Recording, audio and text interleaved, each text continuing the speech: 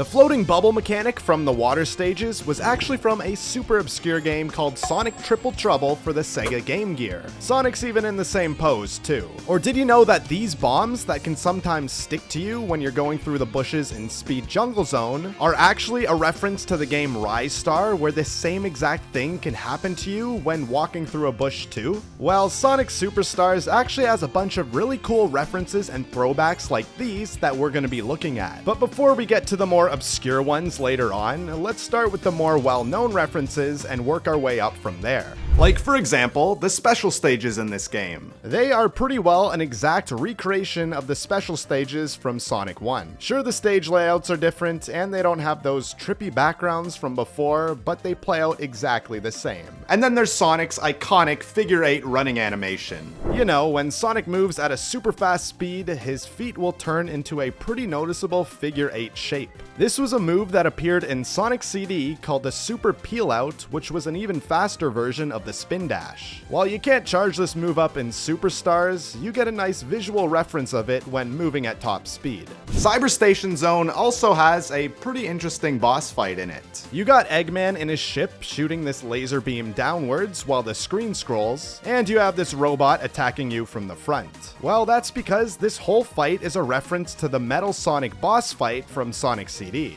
with Eggman chasing you using that same laser shooting downwards with the screen once again scrolling. And instead of that robot from before, we have a race against Metal Sonic.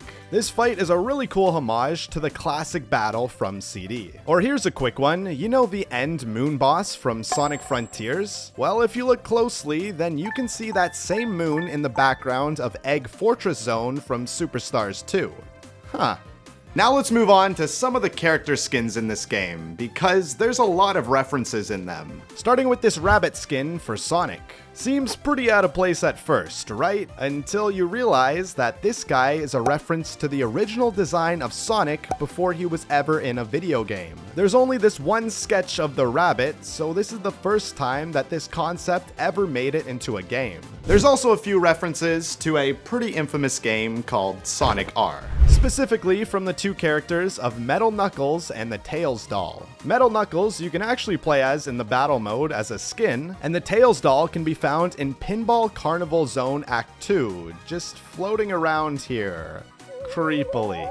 These guys were two really weird unlockable characters in Sonic R, which really resonated with fans. They even spawned a bunch of fan art and creepy stories about them online. But it's cool because these two have never made it into another Sonic game appearance outside of Sonic R until now. Before we get to the really cool references later, like an entire level that's an homage to a very obscure Sega game, let's go through a few more character references first. Like this other robot skin of a metal robot looking Sonic here that you can use in the battle mode. And this is a reference to Mecha Sonic, which is one of the last bosses in Sonic 2 in the Death Egg Zone, complete with the same metal spikes and clunky body. Now let's head to the level where, you know, you can't see anything. Yeah, this one. Because here you'll see this pretty inconspicuous bunny just hopping around. Well, this is actually a pretty infamous Sonic enemy called Splats the Bunny. This guy was in the game files for Sonic 1 on the Sega Genesis, but got cut from the final game and was never seen again. Until 26 years later when Splats made it into Sonic Mania. But that game, while still being official, was developed by Sonic fans, meaning Sonic Superstars is the first game that Splats has made it in that was made by Sonic Team. So if we go to the Lagoon City Act 2 boss, we can see Eggman in a diving suit. This time it's not a skin though, but it is a reference to the same suit that he wore in the Sonic Mania Hydro City boss. Guess Eggman has a passion for swimming now, I don't know. So with all those character references out of the way, now I want to look at a pretty interesting cutscene in this game. It's the one that plays at the end of Frozen Base Act 1, where Sonic basically takes control of Eggman's Eggmobile and flies it to the next level. Well, this is actually something that's happened before in Launch Base Zone from Sonic 3 on the Sega Genesis, where Sonic hijacks the same looking vehicle. But that's not the only reference from this cutscene, because there are actually 5 different cutscenes that can play out here depending on which of the 5 characters you choose. And it's not just the character that changes either. The animation stays the same, but the Eggmobile that you take will change to match the Eggmobile from that character's first game. So Sonic will get the original one from Sonic 1, Tails gets the Eggmobile from Sonic 2, Knuckles uses the one from Sonic 3, and Amy, of course, uses the Sonic CD Eggmobile. And the original character, Trip, uses the Egg Scorcher Mark III from Sonic 3. Because, I mean, he had nothing else to drive. This is a really cool detail in the game, and if you're finding these just as interesting, then subscribe for more videos like this. Thanks. Now let's look at some of the character animations, because even these are references to previous Sonic games. In fact, all of the idle, ledge, and death animations are one-to-one recreations of the Genesis games. Here, take a look. This is what Sonic's idle animations look like, and his ledge animation, and of course the death animation. Here's Tails' idle, ledge, and death animation. And of course, Knuckles' idle, ledge, and death animation too. Amy is a unique exception here because she wasn't playable in the Genesis games. However, she was playable in Sonic Mania, so all of her animations are references to that game.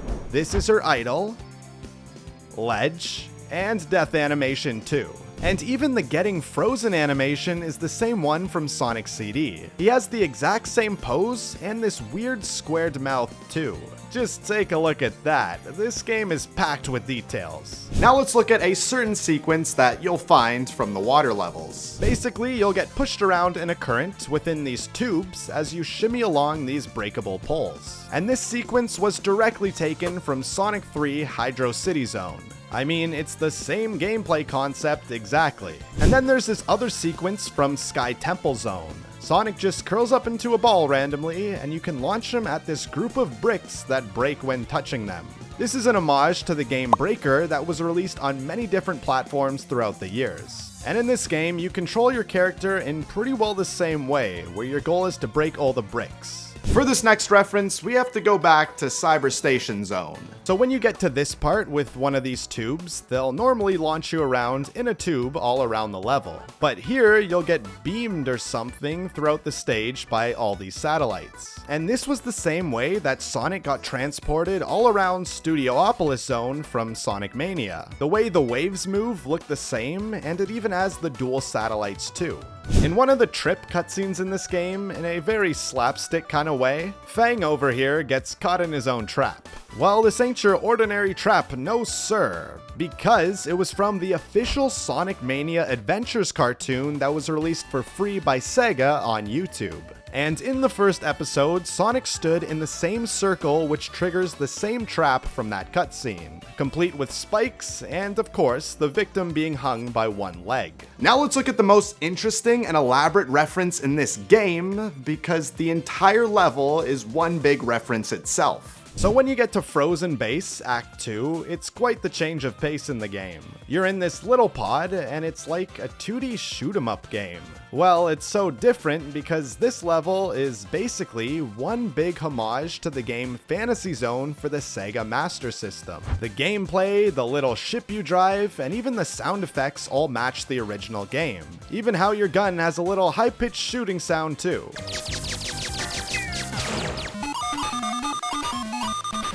In fact, you can see something that looks almost identical to the ship that you control in that game too.